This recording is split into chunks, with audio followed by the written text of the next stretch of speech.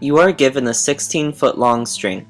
Your task is to cut this 16-foot long string into both a square and a circle that have the smallest possible combined area. How should you do this? The amount of string used to create the outline of each shape is the same as the perimeter. Therefore, we must know the perimeter equation of each shape.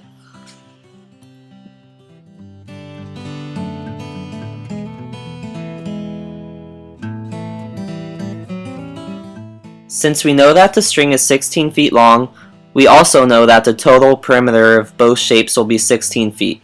Therefore, we can set the perimeters of both shapes equal to 16. We can also set the perimeter in terms of s, which will come in handy later in the problem. Now that we have established the equation for the total perimeter, we must now create an equation for the total area by combining the area equations of a circle and a square.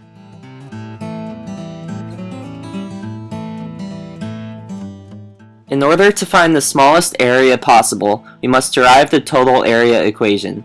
In order to do this, we first need to make sure that we only have one variable in this equation.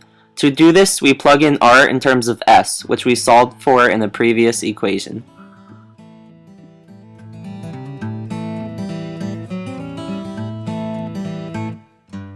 Once we have found the derivative, we can now set it equal to 0 and solve for s to find the critical number.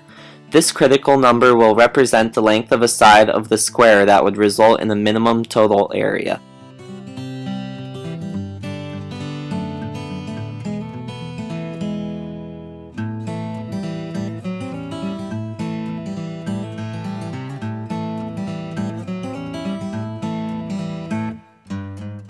Once we have found our critical point S, we must now use the first derivative test to ensure that our point S is indeed a minimum. By using the length of the side of the square, which is S, we can plug S into the perimeter equation for a square and find the total amount of string to be used for the square. Since we know that there are only two shapes being made out of the string, and we know how much string is going into the square, we can simply subtract the length of the string that the square will require from the total length of the string to get the length of the string needed to form the circle.